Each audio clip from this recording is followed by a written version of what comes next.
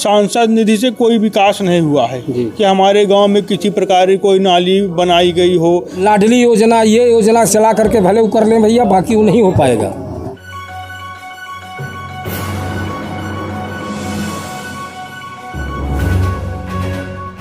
देखिए, हम लोग सदर तहसील में आ चुके हैं और मैंने आपसे आगे वीडियो में कहा था कि चुनाव में अधिवक्ताओं की काफ़ी दखल रहती है और यह समाज के बीच में रहते हैं, जनता की सेवा में हमेशा लगे रहते हैं। तो इनसे भी हम बातचीत करेंगे। हमारे पीछे जो है कुछ अधिवक्तागण खड़े हैं, हम इनसे जानते हैं कि लोकसभा का चुनाव 2024 जो है, इसमें यह किस नज़रिए से देखते हैं उम्मीदवारों को। क्या नाम है सर आपका? कन्हैया मिश्रा हमारा नाम है।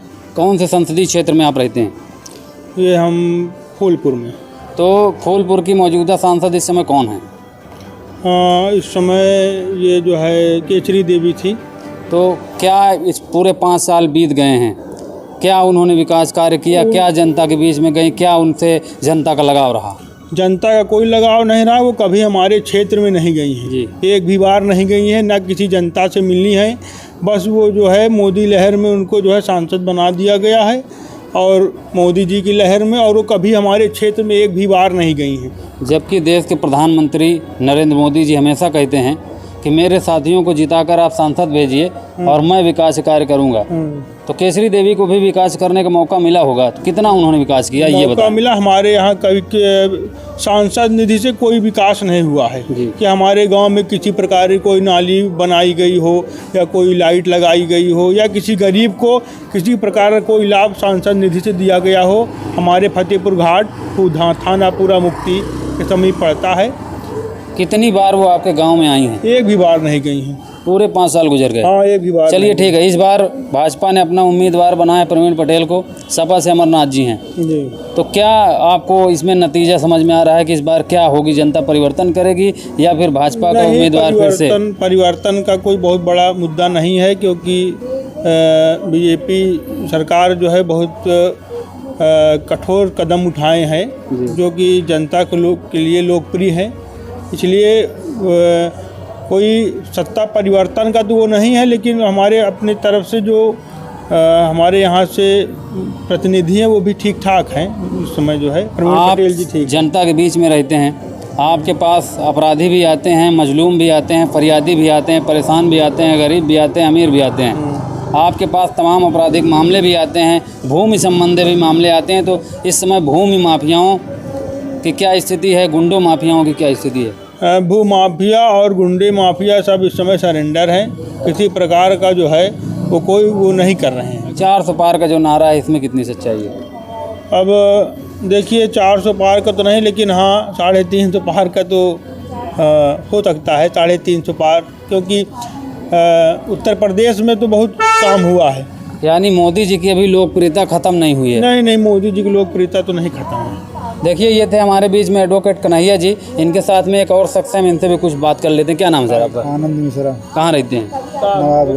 तो आपका संसदीय क्षेत्र कौन सा है? तो प्रवीण पटेल जी यहाँ भाजपा उम्मीदवार हैं, अमरनाथ जी हैं। तो क्या लग रहा है आपको? उम्मीदवार ठीक है, पार्टी इसीलिए तो बदल दिया ना, क्योंकि उम्मीदवार इससे पहले जो प्रत्याशी ठीक नहीं थे केसरी देवी, तो भी बार ठीक है।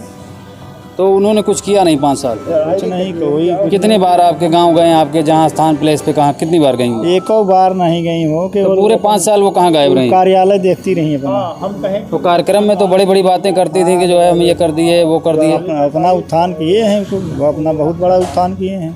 मोदी जी से कितना संतुष्ट हैं? मोदी जी से तो पूरी तरीके से 100% संतुष्ट हैं। तो इस बार मोदी जी को लाएंगे? मोदी को लाएंगे भाई, चुनाव तो मोदी जी का ही है।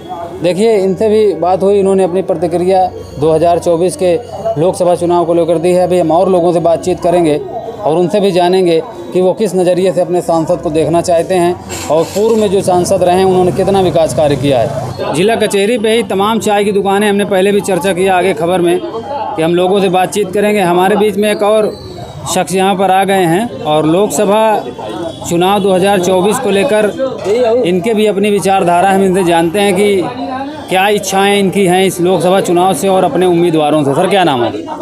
हमारा नाम भैया प्रभाकर सिंह है। कहाँ रहते हैं? शंकरगढ़ जी। आपका लोकसभा कौन सा है क्षेत्र? प्रयागराज, इलाहाबाद संसदीय क्षेत्र। मौजूदा सांसद आपके कौन रहे हैं? रीता जोशी जी रही हैं अभी तक। रीता बहुगुणा जोशी जी, तो क्या उम्मीदें रही हैं उनसे, आपको क्या कितनी खरी उतरी हो? उम्मीद तो थी बहुत, लेकिन वो बिल्कुल खरी किसी बात पर नहीं उतरी।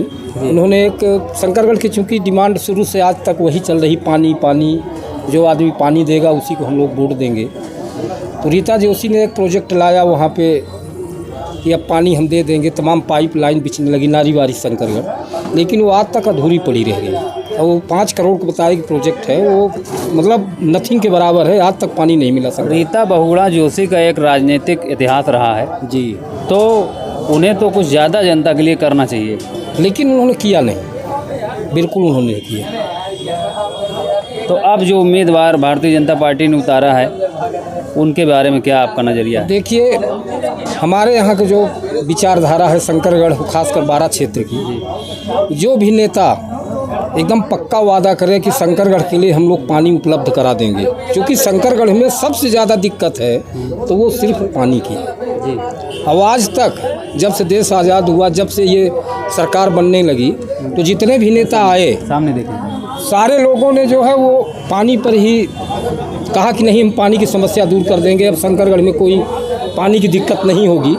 लेकिन आज तक शंकरगढ़ में पानी की दिक्कत समस्या दूर हुई ही नहीं। रोजगार और शिक्षा की क्या स्थिति है?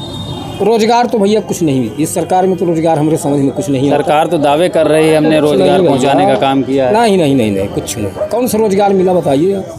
वो तो कह रहे हैं नौकरी दे रहे हैं, अभी पुलिस की भर्ती हुई, तमाम पुलिस की भर्ती हैं। हुई तो पेपर लीक आउट हो गया, इतनी दूर उन्होंने वादा किया है फिर से निःशुल्क परीक्षा कराई जाएगी। निःशुल्क परीक्षा भले ही कराई जाए, लेकिन हमको लगता नहीं फिर से कहीं ऐसा ना हो कि फिर लीक आउट हो जाए। इनके सरकार में यही तो हो रहा है। जब देखिए पर्चे लीक तो 400 पार का जो ये नारा दे रहे हैं, किस बेस पे दे रहे हैं? 400 पार वो ईवीएम मशीन है, या तो इधर उधर लाडली योजना, ये योजना चला करके भले वो कर लें भैया, बाकी वो नहीं हो पाएगा।